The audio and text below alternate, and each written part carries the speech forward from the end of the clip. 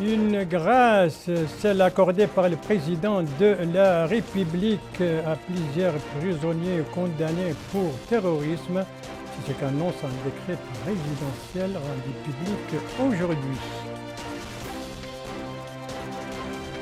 Une séance de vaccination, celle pour les membres du gouvernement dans le cadre de la lutte contre la nouvelle phase de la Covid-19. C'était aujourd'hui à la primature. Et puis des explications sont fournies par les ministres des Finances au cours d'une conférence de presse à propos justement du projet de loi de finances rectificative pour l'année 2022 adopté, vous le savez, hier par le gouvernement. Et puis dans ce journal, on aura un invité, à la personne du ministre du pétrole, des mines et de l'énergie. Monsieur le ministre, bonsoir. Bonsoir. Voilà, on va vous retrouver tout à l'heure pour parler bien sûr de la hausse des prix des carburants, mais tout à l'heure, donc au cours de ce journal, quand nous commençons bien entendu avec retard, et nous nous excusons de ce retard rapporté à la diffusion de ce journal, aujourd'hui 22h06. Mesdames, Messieurs, bonsoir donc et bienvenue à votre exceptionnellement 22h06. 22h que nous commençons par cette grâce présidentielle décrétée par le président, décidée par le président de la République, M. Mohamed Ould Cheikh El Ghazouani, bénéficiaire de cette grâce, les prisonniers condamnés pour le terrorisme. Alors, combien de prisonniers bénéficient de cette grâce? Dans quel cadre se situe-t-elle?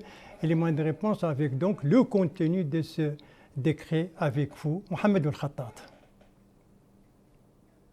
Dans le cadre de l'approche nationale de lutte contre le terrorisme et l'extrémisme, qui repose sur des axes qui incluent le dialogue et la discussion pour corriger les idées et les concepts et afin de créer des alternatives et des solutions appropriées pour réhabiliter les détenus impliqués dans des affaires de terrorisme, Son Excellence, le président de la République, M. Mohamed Ould Cheikh El Ghazouani, a rendu un décret graciant certains prisonniers définitivement condamnés dans des affaires terroristes. 8 prisonniers ont bénéficié de cette amnistie et ont déclaré leur repentir, revu leurs idées et abandonné l'adoption d'idées extrémistes et violentes, et cela a été documenté par un comité d'oulémas érudits. Cette porte restera ouverte à quiconque abandonne sincèrement les idées de violence et d'extrémisme. Voilà, 8 prisonniers donc repentis après le terrorisme qui bénéficient de cette grâce présidentielle décidée aujourd'hui par le président de la République. La page médicale de ce journal consacrée à une séance de vaccination, mais aussi à l'évolution de la Covid-19 durant les dernières 24 heures. Cette séance de vaccination, c'est celle de certains membres du gouvernement ainsi que de hauts fonctionnaires. C'était une séance qui s'est déroulée aujourd'hui donc à la primature. Compte rendu Bokar Baylaba. Les membres du gouvernement, de hauts fonctionnaires de l'État et le personnel du Premier ministère montrent l'exemple. Au siège du Premier ministère, ils étaient là pour se faire vacciner contre le Covid-19. Le message est clair, les personnalités doivent être en première ligne pour convaincre la population de se faire vacciner. Il s'agit, en d'autres termes, d'encourager les concitoyens à faire ce geste. Il faut suivre la stratégie vaccinale et les premiers responsables du pays doivent s'y conformer. Et à l'issue des prises de doses de vaccin, le ministre de la Santé, Mokhtar Ould Dahi, a fait une déclaration à la presse dans laquelle il a indiqué que le pays connaît actuellement une augmentation significative du nombre d'infections au coronavirus. Il a précisé que le gouvernement a organisé cette campagne pour limiter la propagation de ce virus. Et il a réaffirmé l'importance, l'utilité, la sécurité ainsi que l'efficacité du vaccin contre le Covid-19. Il a souligné la nécessité pour tous les citoyens de prendre des doses de vaccin, notant que le gouvernement a envoyé un message fort aux citoyens à travers la participation des membres du gouvernement et un certain nombre de personnalités de haut rang. Il a déclaré que le taux élevé de vaccination dans notre pays est un facteur clé dans la baisse notable du pourcentage de cas critiques dans les hôpitaux. Mokhtar Ould-Dahi a exhorté tous les wadis, les présidents des conseils régionaux, les maires et tous les chefs de services régionaux ainsi que les imams à œuvrer pour la réussite de cette campagne. Enfin, le ministre de la Santé a appelé les citoyens à se rendre massivement dans les centres de vaccination.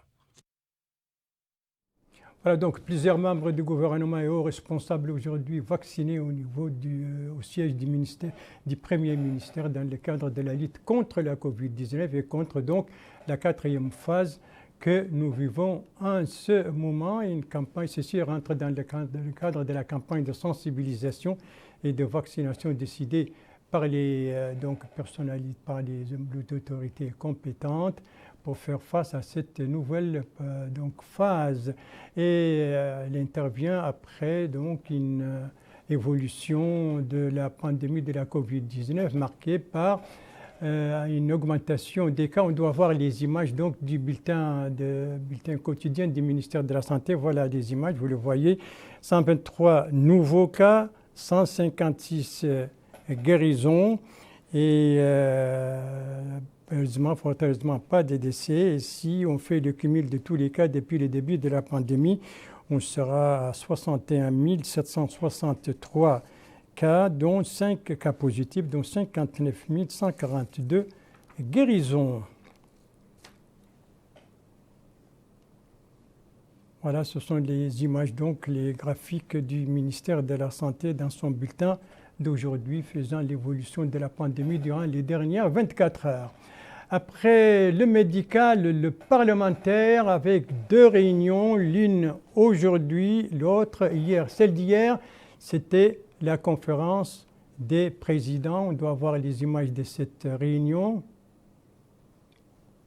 Voilà, ça c'est la réunion de la conférence des présidents. C'était donc hier, en présence du ministre de la Culture, de la Jeunesse, des Sports et des Relations avec le Parlement. Et c'était l'occasion pour les participants de programmer et de transmettre 2 projets de loi aux commissions techniques compétentes pour études préalables avant la présentation de ces projets de loi en séance plénière. Il s'agit du projet de loi des finances rectificatives pour l'année 2022 et le projet de loi relatif à la loi d'orientation du système éducatif. Ça, c'était la réunion de la conférence des présidents à l'Assemblée nationale et c'était hier. La réunion parlementaire d'aujourd'hui, c'est celle de la commission de la justice. On doit voir les images, n'est-ce pas?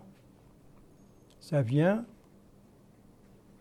Le voilà, ça c'est la commission de la justice qui s'est réunie aujourd'hui en présence du ministre de la Justice, réunion consacrée à l'examen du projet de loi sur le statut des notaires, projet défendu devant la commission par le ministre de la Justice. Et c'était la réunion de la commission de la Justice de l'Assemblée nationale aujourd'hui.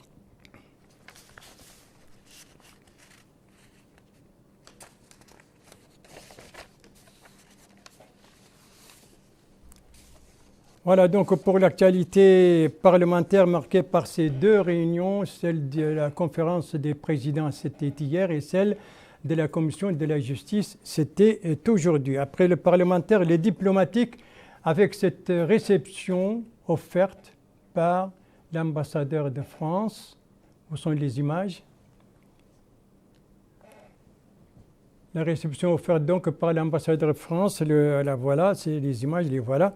C'était hier soir à l'occasion de la fête nationale de la France, à savoir le 14 juillet. C'était en présence d'une délégation gouvernementale comprenant notamment le ministre des Affaires étrangères, de la coopération et des Mauritaniens de l'extérieur, celui de la Défense nationale, celui des Affaires économiques et de la promotion des secteurs productifs. Et c'était l'occasion pour l'ambassadeur de France de souligner le travail constant de 2 pays à améliorer les relations à la réalisation de la paix et de la prospérité, notamment dans la région du Sahel. Ça, c'était cette réception donc offerte par l'ambassadeur de France à l'occasion de la fête nationale de son pays. Venons-en maintenant à la page économique de ce journal, page économique consacrée bien entendu à l'augmentation des prix des carburants. Annonce faite aujourd'hui, on doit voir des images.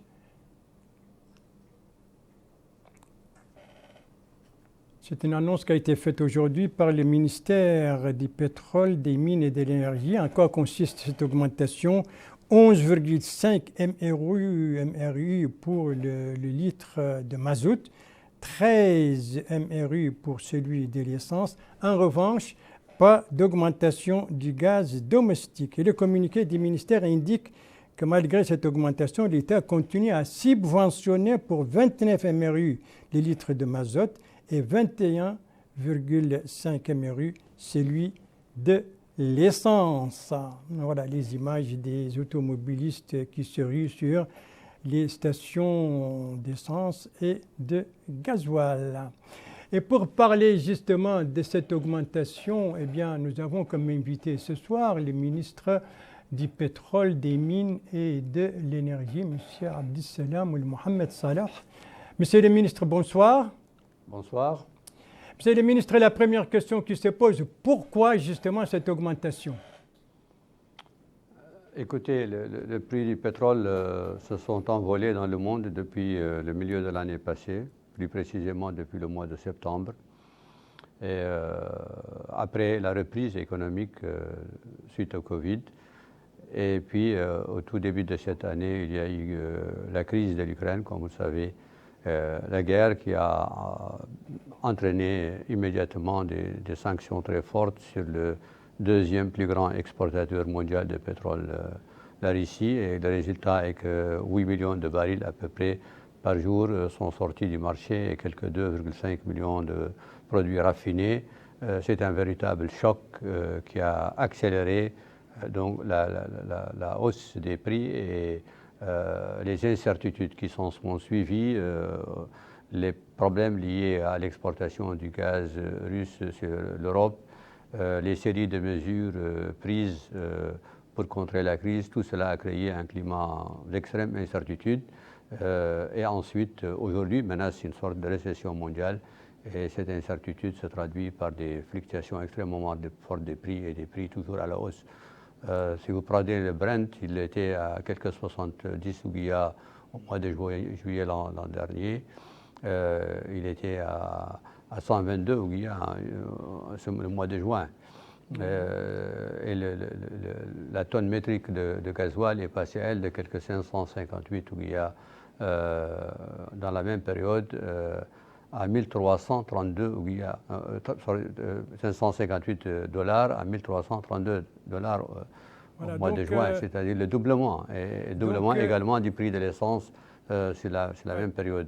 Alors, c'est très simple, aucun pays au monde ne peut absorber un choc aussi important parce que le marché du pétrolier est très différent de tous les marchés que vous pouvez connaître.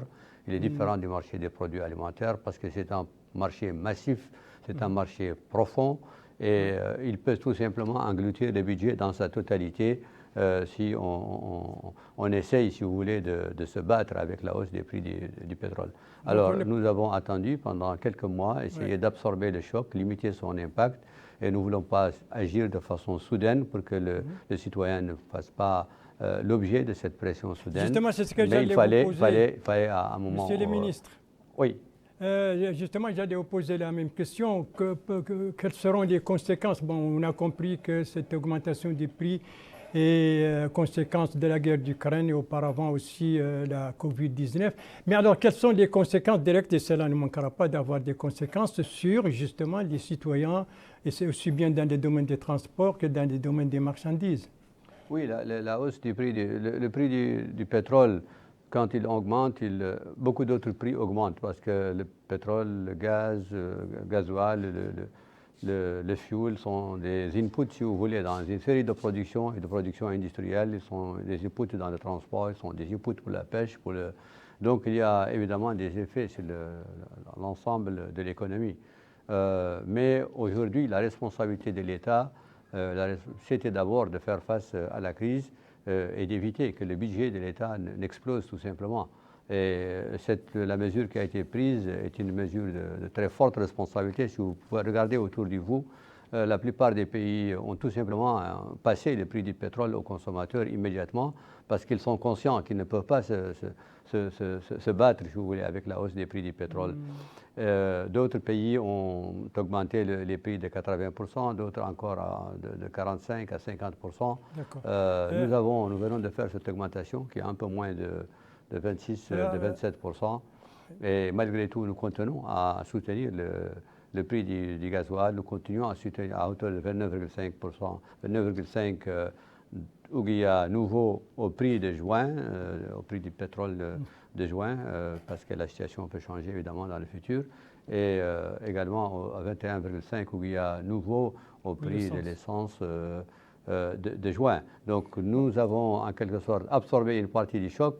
Mais si vous regardez le total aujourd'hui de la subvention que l'État va devoir payer, même avec cette nouvelle baisse, d'ici à la fin de l'année, on payera au minimum 114 milliards d'ouguiya pour les produits liquides, gasoil, essence et pour le gaz, ce qui représente plus de 12%, ou près de 12% des recettes totales de l'État. Ça vous montre juste la difficulté extrême encore une fois, de faire face à la hausse des prix du pétrole une fois qu'il commence à s'enflammer. Monsieur le ministre, bon, outre ou en plus de cette subvention que vous continuez à faire, aussi bien pour l'essence que pour le gasoil et évidemment le gaz domestique qui n'a pas connu d'augmentation. Mais est-ce qu'il y a d'autres mesures pour justement éviter la spéculation et éviter donc une spéculation sur les prix qui peut-être sera inévitable? Non, je ne pense pas qu'il y aura de spéculation sur les prix. La spéculation, justement, la hausse des prix peut-être peut limiter la spéculation. Les spéculations se développent lorsque les prix ne sont pas alignés avec la réalité. Non, je pense que cette mesure est une bonne mesure aussi parce que c'est une mesure responsable, c'est une mesure de responsabilité parce qu'on envoie le très bon signal aux citoyens. À notre citoyen. Nous ne pouvons pas vivre en dehors du monde qui est autour de nous. Et en augmentant les prix, vous savez, le prix est un très très bon indicateur de deux choses, de la rareté et de la cherté. Donc, laisser les prix à leur niveau, alors que les prix du gasoil, les prix de l'essence à leur niveau, alors que les prix du pétrole flambent, c'est comme si vous disiez aux citoyens, allez-y, consommez, vous n'avez pas de conséquences. Non, c'est tout simplement absurde. Non, en augmentant aujourd'hui les prix, on responsabilise les citoyens, on lui dit et on nous disons à nous-mêmes, au gouvernement, nous disons à toute la société, attention, faites attention, nous sommes dans une crise, nous ne savons pas où est-ce qu'elle a évolué, il faut que nous serrons tous la ceinture, il faut que nous préparons pour demain. Et donc, ça permet d'envoyer un signal pour économiser, pour ne pas dépenser inutilement ni du gasoil, ni de l'essence, ni de l'électricité, parce que l'électricité consomme le fuel. Et je le rappelle, nous maintenons les prix de l'électricité fixes, alors même que les coûts sont augmentés très fortement. Les prix de la Somelec restent aujourd'hui les mêmes depuis presque une dizaine d'années. Et tout cela pour protéger les citoyens, pour protéger sa sécurité alimentaire, les conditions de vie, et aussi, bien sûr, pour essayer d'améliorer les conditions. Et tout ceci se fait dans un contexte où nous maintenons l'ensemble des programmes de développement économique, sociaux, l'ensemble des projets d'investissement, qu'il s'agisse de l'électrification et qu'il s'agisse des projets de la santé et de l'éducation. Donc voilà, pensons que c'est une mesure une mesure très forte de responsabilité, c'est une mesure très forte d'efficacité. Et le droit, la responsabilité première de l'État, c'est d'informer les citoyens et d'inciter tout le monde, nous-mêmes d'abord, changer de comportement, inciter chacun à changer de comportement en économisant l'électricité, éteignant les lumières qui ne sont pas utiles, ne pas faire aussi la course de trop, parce que nous sommes dans un monde extrêmement perturbé. Autrement dit, c'est une augmentation qui va inciter les citoyens et qui va les inciter à donc une consommation raisonnable. Une dernière question, Monsieur le ministre, certainement, beaucoup se posent, est-ce que cette augmentation des carburants ne va pas être accompagnée par une pénurie de cette denrée dans les stations d'essence et de gasoil? Non, pas du tout. Vous savez, il y a eu quelques perturbations au cours des derniers mois Mais aucune de ces perturbations n'était liée à la disponibilité du produit. Le produit a toujours été disponible. La dernière perturbation de l'essence, le produit était disponible à Nouakchott. Il y avait de l'essence à Nouakchott. Elle n'était pas liée à la disponibilité du produit. Elle était simplement liée à ce que les marketeurs qui achètent et distribuent l'essence n'ont pas anticipé une augmentation forte de la demande. Alors si on regarde, nous, au cours des derniers 6 mois, nous avons constaté que la consommation d'essence a augmenté de 20%. Nous n'avons toujours pas l'explication. Est-ce que c'est un trafic vers les pays avoisinants? Est-ce qu'on a importé plus de voitures qui fonctionnent à l'essence? Mais c'est la réalité. Les 6 derniers mois, la consommation d'essence a augmenté de façon soudaine de 20%. Les marketeurs n'ont pas anticipé, et on peut les comprendre, cette hausse, et donc n'ont pas fait les commandes et les enlèvements des dépôts correspondants. Et l'une des grandes entreprises n'avait pas de produits. Et ça s'est répercuté sur la deuxième, sur la troisième, au cours d'un week-end. C'est tout simplement cela la raison de la dernière queue. Mais en aucun cas, il y avait d'indisponibilité de produits. Et pour l'événement qui s'était passé auparavant, qui a concerné cette fois le gasoil, il était simplement lié à un grand bateau de gasoil que pourtant nous avons espéré pour la première fois faire venir à Nouakchott un bateau de gasoil de 40 000 tonnes. Mais au dernier moment, il n'a pas pu accoster parce que les quais étaient ensablés. Et voilà. Une semaine a été perdue à essayer de le faire débarquer. Et entre-temps, voilà, monsieur le ministre. Voilà.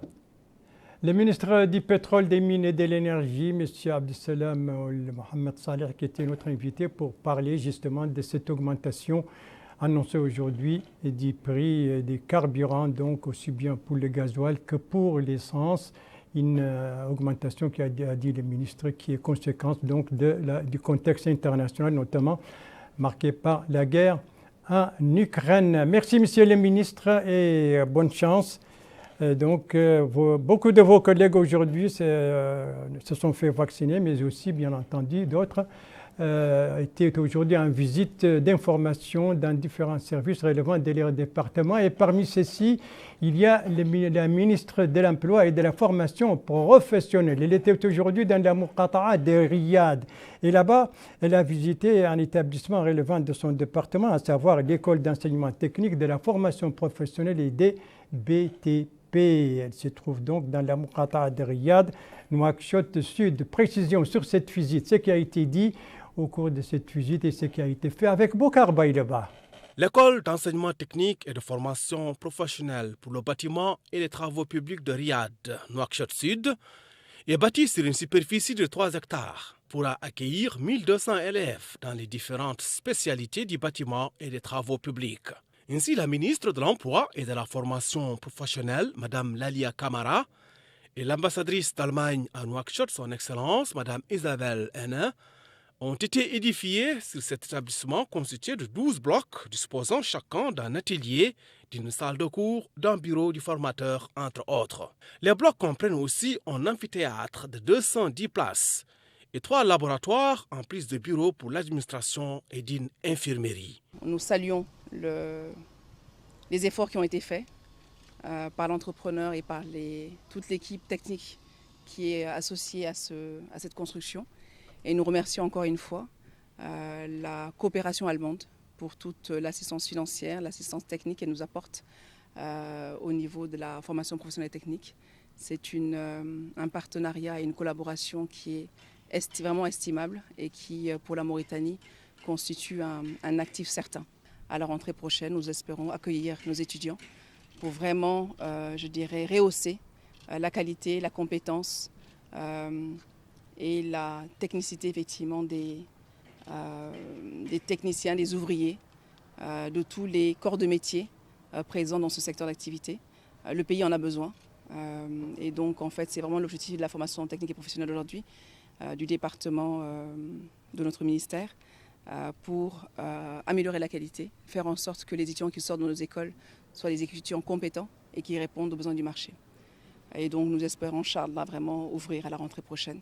Réalisé en partenariat avec la coopération allemande, cet important établissement représente un apport important dans l'appui aux entreprises du secteur, à travers la fourniture d'une main-d'œuvre hautement qualifiée. Avec ce projet phare, je dirais, c'est pas seulement une contribution à cette promotion et de booster cette formation de qualité, mais aussi ça doit symboliser en fait la qualité. On a un bâtiment robuste ou des bâtiments robustes, un concept qui représente en fait les concepts de formation professionnelle. Donc, c'est très important aussi de pouvoir voir qu'est-ce qui est réalisable et qu'est-ce qu'on peut réaliser avec une formation de qualité.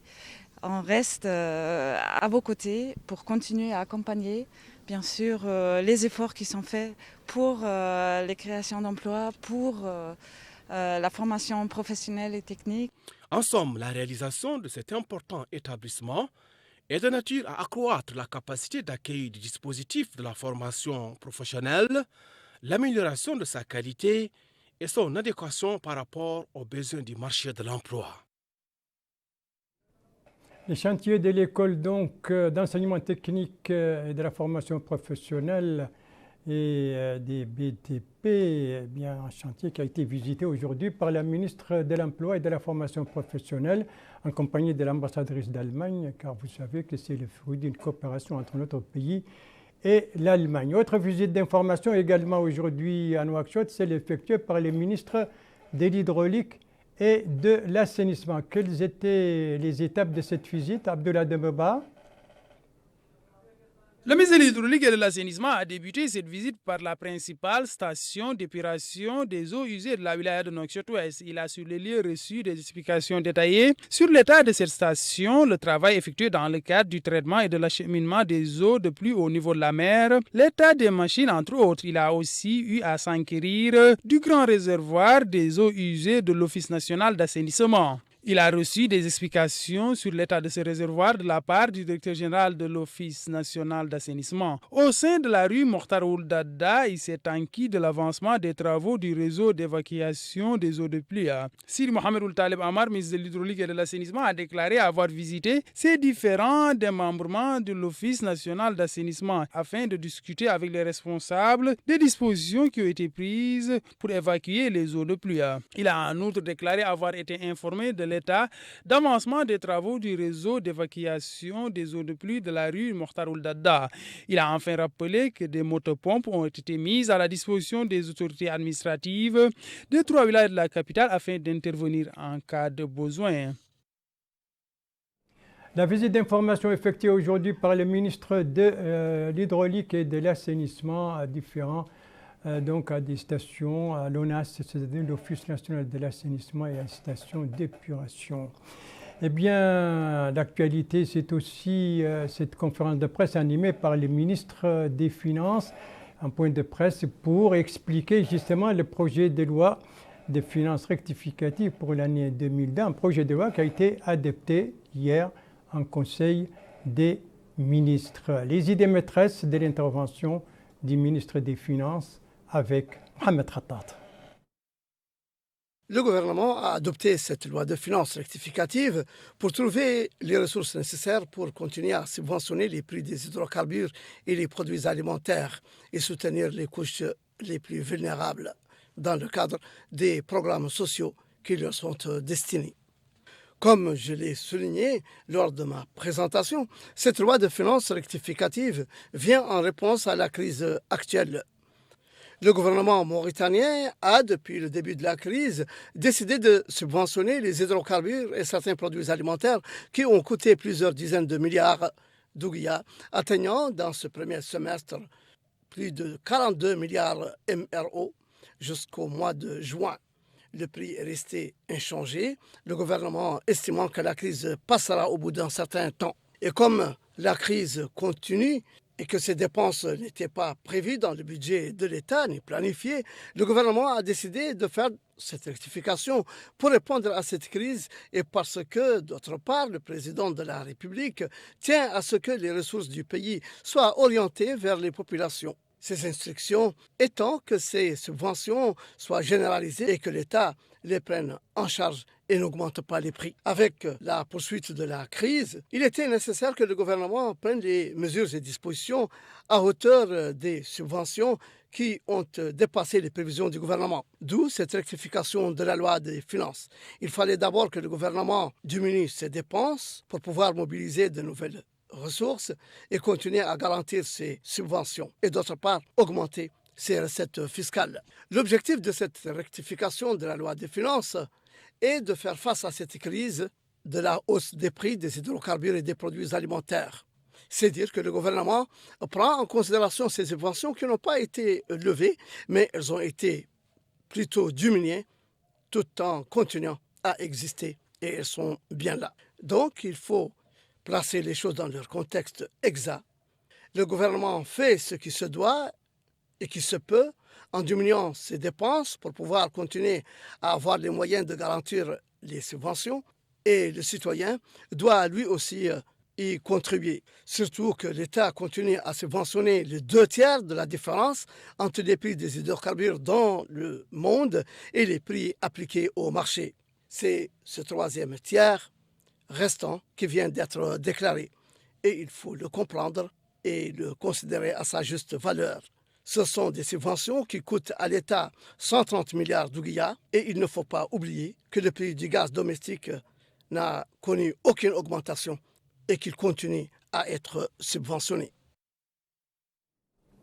Voilà donc le ministre des Finances aujourd'hui devant la presse à propos justement du projet de loi de finances rectificatif pour l'année 2002, ce projet de loi qui a été adopté hier lors de la réunion du Conseil des ministres. Et puis un autre aspect des travaux du Conseil des ministres a été également commenté, mais cette fois hier, par le ministre de l'Éducation nationale, de la réforme du système éducatif et porte-parole du gouvernement. C'était au cours de la conférence de presse hebdomadaire qui suit les réunions hebdomadaires du gouvernement. Résumé de cette conférence avec Abdoulaye Demba.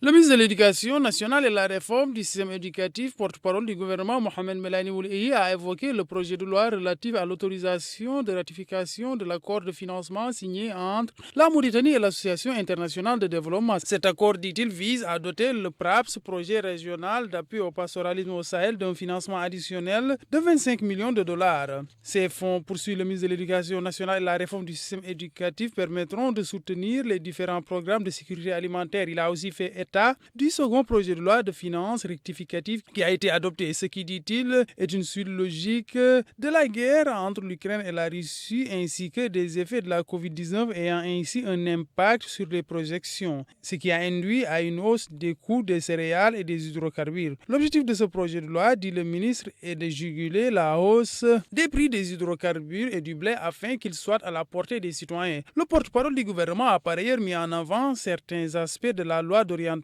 du système éducatif. Il a affirmé que l'objectif est d'unifier le cadre juridique afin de mieux organiser le système éducatif. Il a en outre indiqué que cette loi concerne le préscolaire, l'élémentaire, le secondaire, l'enseignement privé, l'enseignement originel, entre autres. Le ministre de l'Éducation nationale et la réforme du système éducatif a aussi affirmé que cette réforme est ancrée dans la mise en œuvre du concept d'une école républicaine porteuse des valeurs islamiques et arabo-africaines. Mohamed Melani Ouleye a par ailleurs été interpellé par rapport à la récente rencontre du ministère de l'Intérieur et de la décentralisation et certaines formations politiques en perspective des échéances électorales qui pointent à l'horizon. Il a indiqué qu'il s'agit de concertations qui se déroulent afin de mieux préparer ces jours électoraux. C'est à la suite de la tenue d'une rencontre du comité interministériel présidé par le Premier ministre. Il a déclaré qu'il s'agit d'un pas visant à arriver à un consensus autour des points importants dont la révision du code électoral, le mandat de la CENI qui expire au mois d'avril prochain, la question du fichier électoral, le renouvellement des cartes nationales d'identité et le vote des Mauritaniens établis à l'étranger. Tous ces points, parmi tant d'autres, étaient au menu des discussions, conclut-il. Et ça, c'était le résumé donc des points de presse animés par le porte-parole du gouvernement. C'était hier. L'actualité nationale, c'est aussi cette activité entreprise par le MASEF, le ministère de l'Action sociale, de l'enfance et de la famille. C'était aujourd'hui une activité supervisée par la secrétaire générale de ce département ministériel. En quoi consiste cette activité? Élément de réponse avec Bokar Baileba. Ce projet est financé par le Fonds de consolidation de la paix des Nations Unies. Il vise à assurer une plus grande intégration des femmes dans la réponse pénale à l'extrémisme violent et valoriser les expressions culturelles portées par les femmes mauritaniennes pour promouvoir le vivre ensemble et la cohésion sociale. Les résultats probants de ce projet méritent d'être consolidés par la poursuite d'actions plus poussées de promotion et de valorisation du leadership des femmes à travers notre potentiel culturel, car nous demeurons convaincus que le patrimoine culturel immatériel et les expressions culturelles portées par les femmes mauritaniennes sont des facteurs clés pour la cohésion sociale et le vivre ensemble. Nous sommes également convaincus qu'une intégration effective des femmes dans la justice pénale contribuera à diminuer leur vulnérabilité à l'extrémisme violent et que leur participation au métier de la sécurité est réalisable et de nature aussi à consolider la paix et la sécurité dans notre espace sahélien. L'UNESCO, Organisation des Nations Unies pour l'éducation, la science et la culture, l'un des initiateurs du projet, a salué le rôle joué par les institutions et organismes de la société civile et les experts qui ont contribué à sa réalisation du projet. Je voudrais évoquer un aspect important du travail qui a été accompli dans le cadre de ce projet, c'est l'engagement des Mourchidates et le travail qui a été mené avec elles, car elles ont pu bénéficier de sessions d'information et de sensibilisation sur les outils et les mécanismes portés par l'UNESCO dans le domaine de la culture en faveur de la diversité culturelle et de sa reconnaissance. Ce point est important car, avec ce projet, il a été mis en exergue le fait que le rôle potentiel des Mourchidates va bien au-delà du cadre religieux dans lequel elles opèrent pour toucher les questions qui sont liées à la promotion de la paix à travers la culture et de la sauvegarde du patrimoine sous toutes ses formes et dans toute sa diversité. L'ONUDC, Organisation des Nations Unies pour la lutte contre la drogue et le crime, a exprimé elle aussi sa satisfaction des résultats obtenus dans la mise en œuvre du projet. Je voudrais, en conclusion, appeler à maintenir, au-delà de sa clôture, la dynamique positive qui a marqué sa mise en œuvre et vous engager à exploiter pleinement le fort potentiel de réplication du projet au niveau national. Et même, je terminerai mon allocution en réitérant à tous mes sincères remerciements, particulièrement aux autorités mauritaniennes, qui, à travers la désignation par les ministères de tutelle des différents points focaux, les différents points focaux constituent des membres du comité de pilotage du projet. Ceux-ci ont démontré l'engagement pour la mise en œuvre effective des activités. Pour rappel, le projet a été lancé en 2021. Il s'est efforcé de renforcer le rôle de la participation des femmes en orientant ses interventions dans le domaine de la justice pénale et du renforcement de la cohésion sociale et de l'identité culturelle dans les vilayas de Nouakchott, Guidimaha, Trarza, Khodel Harbi et Tirizemmour.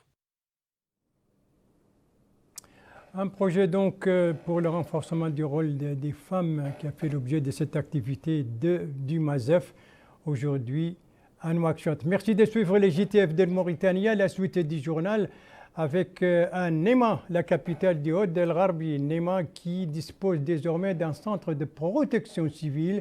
Il a été inauguré aujourd'hui. Compte rendu de notre correspondant permanent là-bas, Bahebiri. Compte rendu revient en français par Abdoulaye Demeba.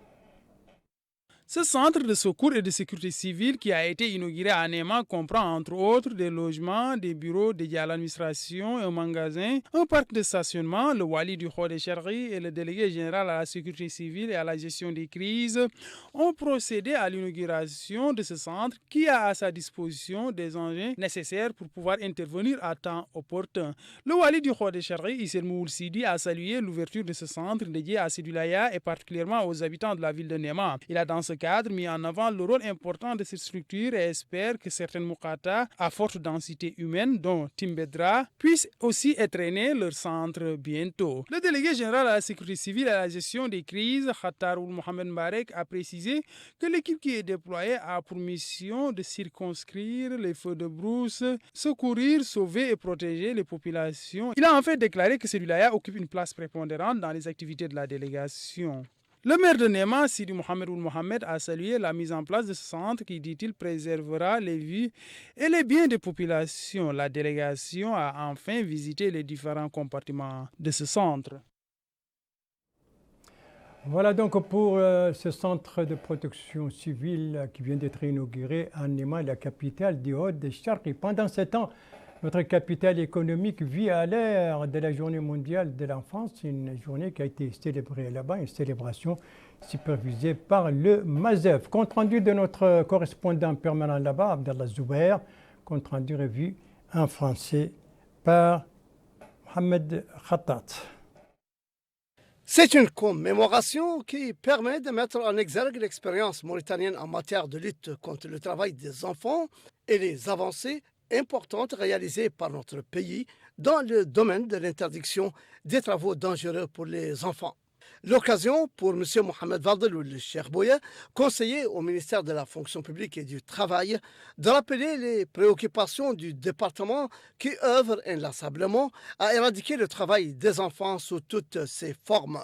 En application des orientations du président de la République, M. Mohamed Ould Cheikh Al-Qazouani, et en concrétisation du plan d'action du gouvernement du Premier ministre Mohamed Ould Bilal, la Mauritanie ayant pris un certain nombre de mesures pour éradiquer le phénomène. Lui succédant, la maire adjointe de la commune de Nouadhibou a déclaré quant à elle que cet atelier, qui renferme des participants de toutes les organisations concernées, notamment les syndicats, la société civile, le Parlement des enfants, ne manquera pas d'impulser les actions de tous pour lutter contre ce phénomène grave, avec l'appui, dit-elle, constant et déterminé de la mairie de Nouadhibou. Pour sa part, le représentant de l'Organisation internationale du travail, M. Cheikh Thiam, a salué les avancées importantes réalisées par la Mauritanie.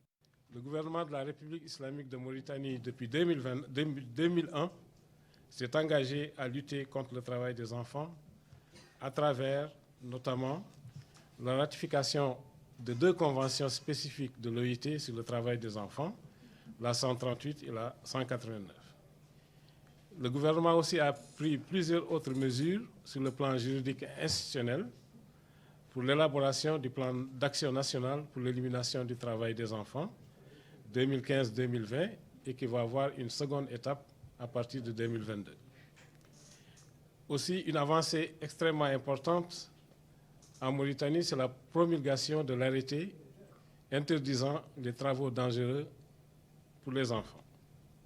Parlant au nom des syndicalistes du travail, M. Cheikh Mel'anin Ould Hassan a salué les mesures incluses dans le plan d'action national pour l'élimination du travail des enfants, ratifié il y a quelques années, et le cadre juridique de sa mise en œuvre. L'atelier, qui dure 2 jours, devra permettre de renforcer les efforts réalisés par le gouvernement mauritanien afin de créer un environnement favorable à l'élimination du travail des enfants. Voilà un atelier dans le cadre donc de la célébration de la Journée mondiale de l'enfant à Nouadhibou sous la supervision du ministère de la fonction publique et du travail et non sous celle du MASEF, comme je l'ai dit tout à l'heure, par erreur. On va terminer ce journal par le beau temps. Il a plu, car il a plu ces dernières 24 heures dans 3 de nos wilayas, à savoir le Haut del Gharbi, la Saba et le Guidi Maha. 76 localités de ces 3 wilayas ont été arrosées. On va découvrir donc ces localités et la hauteur des pluies.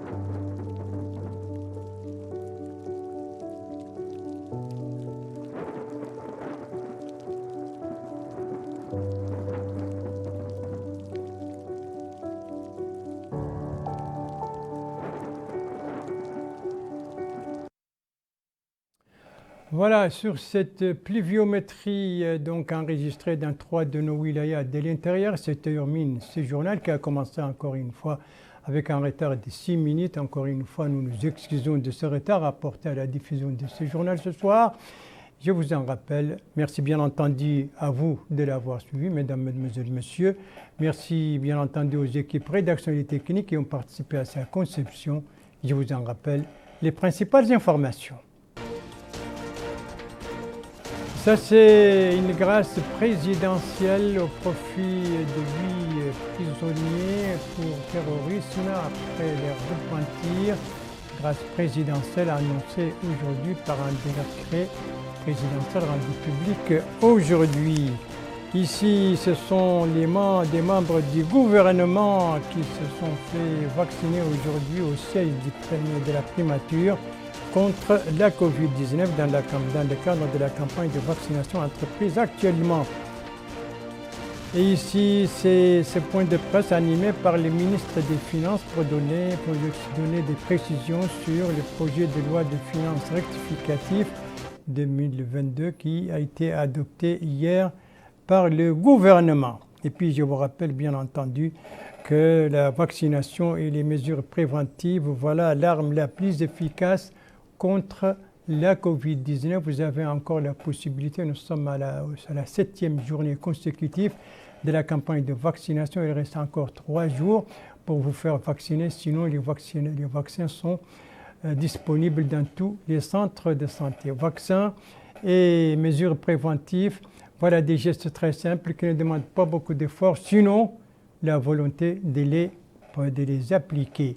Et pourtant, ce sont des gestes qui permettent de sauver des vies. Votre santé est entre vos mains. Prenez soin de vous pour vous préserver et préserver les autres. Et si vous aimez vos proches, eh bien, pas d'approche et pas non plus de reproches. Tous vaccinés, tous protégés. Sur ce, je vous souhaite une très très bonne fin de soirée, une très très bonne fin de semaine. Et je vous donne rendez-vous, Inch'Allah, demain à la même heure, 22h. Bonsoir.